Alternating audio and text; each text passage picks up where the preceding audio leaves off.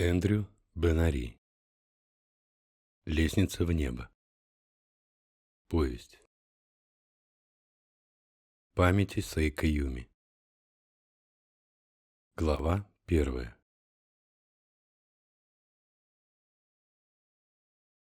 Шестнадцатые лунные сутки подходили к концу. Утро было хрупким, как тонкий фарфор Аритаяки. Холодный свет еще не пробился сквозь белые занавески, но комната уже дышала тревогой, и это стало привычным.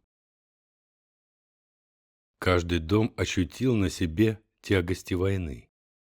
Впервые маленькое азиатское государство доказывало всему миру свою силу, демонстрировало свои возможности, увлекая в дикую политику сотни тысяч жизней и судеб. На лакированном столике, отполированном так, что можно было утонуть в его отражении, стояли пара юноми и маленький чайник кюсу. Девушка смотрела на чайник и вдруг произнесла сама себе: «Совершенно дурацкое приспособление. Он совершенно неудобен с такими-то рукавами». Она подняла руку и посмотрела на рукав кимоно. Синие птицы летели в разные стороны по складкам ее одежды. Девушка поправила обе, тесно опоясывающие ее тонкую талию, и взяла чайник.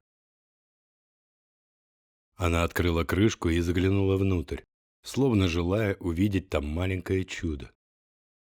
Убедившись в том, что он совершенно пуст, она поставила его на поднос. Бедная девушка плохо спала уже много дней. Череда сложных испытаний влетела в ее жизнь, словно стая черных хищных птиц, раня своими острыми крыльями нежную душу, так и не успевшей насладиться простым девичьим счастьем. Сейчас девушка замужем. Как молодая жена, она обязана проявлять скромность, уважение к мужу и его семье, особенно к свекрови. Свекровь умерла сразу после свадьбы.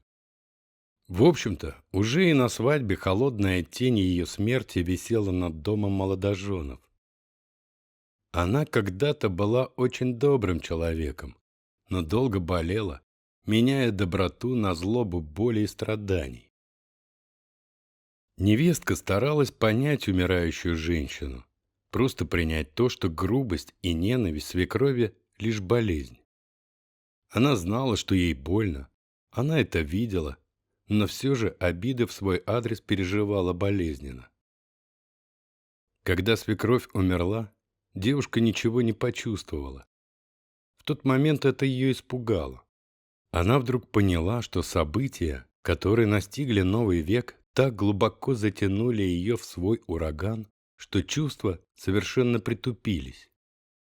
Ее больше не радовали золотые закаты, не удивляли новые рассветы, а мысль о том, что она должна родить сына, ее вовсе пугала. Дверь даже не скрипнула. «Киора!» — с тихой улыбкой позвал любимый голос из-за спины. Киора вздрогнула и замерла. Не поворачиваясь, уставившись в стену перед собой, она широко открыла глаза, чтобы как-то удержать внезапно набежавшие слезы. В груди все сжалось, и дыхание остановилось. Девушка отчаянно пыталась заставить себя поверить в то, что она слышит именно этот голос. «Киера-сан», — с мягкой любовью повторил голос, — «это я дома, представляешь?» Сомнения девушки развеялись, а сердце забилось снова. Она резко обернулась. «Юсихиро-сан!»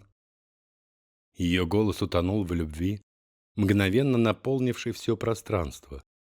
Киора так тепло улыбнулась родному лицу, что осенняя стужа, влетевшая за мужем невидимым, но плотным потоком, тут же растаяла. Высокий, в мундире синего сукна, с латунными, вычищенными до блеска звезд пуговицами в 2 ряда. Породистый красавец. «Кими», — слегка улыбаясь, продолжил Йосихиро, — «это большая удача. Сейчас я тебе все расскажу».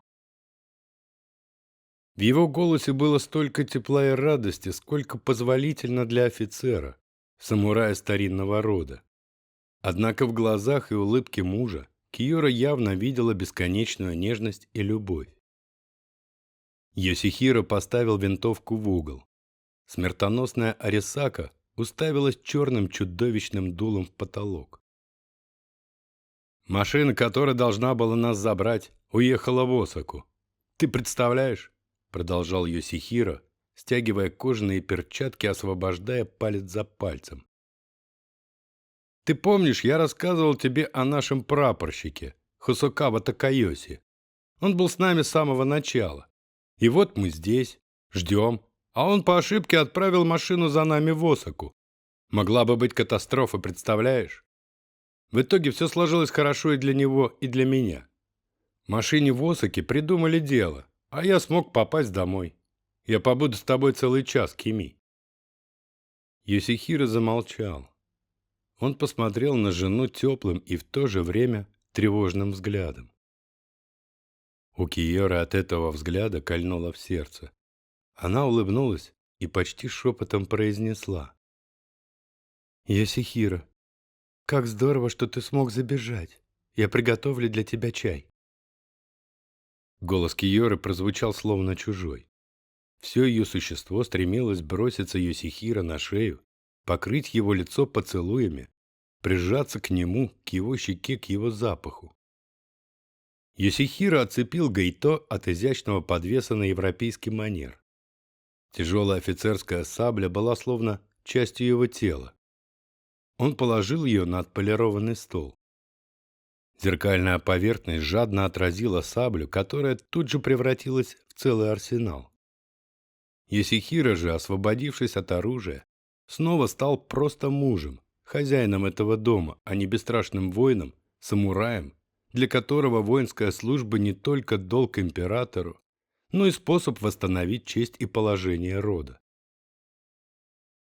Семья Йосихиро когда-то поддержала сёгунат Токугава. Его предки участвовали в вооруженных восстаниях, приняв сторону клана Сацума. Подобные семьи держат подальше от двора.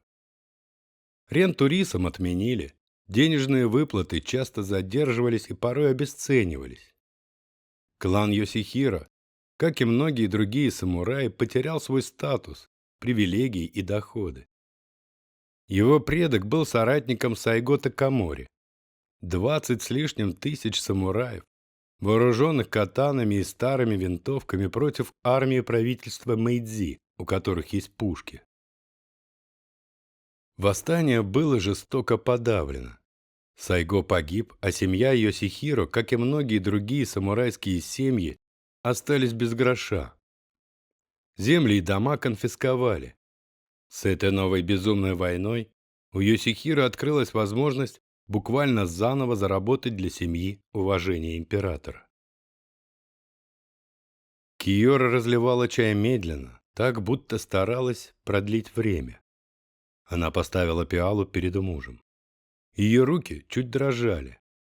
Йосихиро говорил, не прекращая, говорил о Южном фронте, о бедовом прапорщике, с которым приходится служить. Киора смотрела на любимого, пытаясь уловить хотя бы смысл того, что он говорит. Любой, даже самый короткий взгляд на мужа уносил ее в последнюю ночь близости. Влюбленные тогда не погасили свечу. Киора была прекрасна. Они с Йосихиро принимали ванну. Горячая вода выталкивала из деревянного фуро томный запах кипариса хиноки. В курильнице ароматно дымило агаровое дерево, наполняя все вокруг туманом вожделения. Киора поднялась в ванной.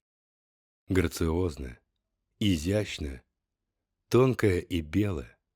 По ее коже стремительно потекли ручейки горячей воды. Она стояла перед взором мужа, обнаженная, легкая и уязвимая. Ее маленькая острая грудь манила Йосихиро, увлекала его. Воин, потомок отважных самураев, вдруг становился безвольным, зависимым и бескрайне нежным при виде этих двух сладких персиков. Та ночь навсегда останется в памяти и сердце девушки. Сейчас Киора слушала Йосихиро, но мысли ее были там, в кипарисовой ванной. «Меня отправляют в кантон Ханто», — вдруг произнес Йосихиро. Эти слова словно ужалили Киору. Йосихиро, как переступил порог дома, все время что-то говорил. Он ни на минуту не останавливался. Киоре казалось, что она внимательно слушает мужа, но последняя фраза оглушила ее, как внезапный выстрел, после которого ничего не слышишь. «Это в Китае? Ты едешь сражаться с русскими?» Со страхом в голосе спросила Киора. «Да, эту крепость мы не можем взять уже почти целый год. У нашей армии есть новые планы, я уверен. Сейчас Порт-Артур падет. Война скоро кончится, вот увидишь. А для нас это, возможно, счастливый случай. Если удостоится отличиться, позор нашей семьи будет наконец-то смыт. Все эти рассказы об этом месте. В газетах пишут, что Порт-Артур стал символом места, откуда не возвращаются. Вдруг воскликнула Киора. В воздухе повисла неловкая тишина. Молодая жена позволила себе проявить эмоции перед мужем. Киора задыхалась от окутавшего ее страха и негодования. Она злилась на себя и вековые традиции своего народа. Как же ей хотелось сейчас быть просто человеком, просто женщиной, без страха нарушить правила семейного этикета. Йосихиро, конечно же, почувствовал всю глубину безысходности слов жены. «Кими, я знаю, тебе страшно», — начал было Йосихиро. Киора тяжело выдохнула. «Остановись, пожалуйста». «Не бойся, Киора», — попытался продолжить Йосихиро. Девушка подняла руку. Йосихиро замолчал.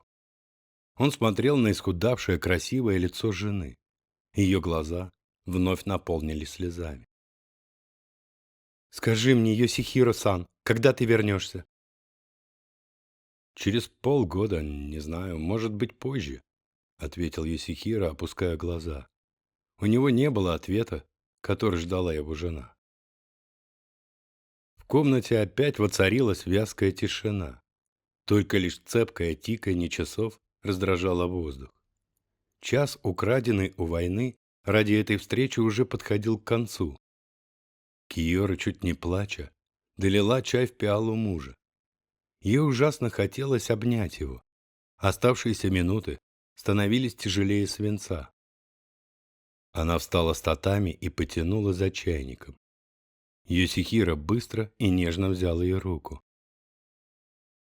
«Киора», — прошептал он серьезно, — «я вернусь.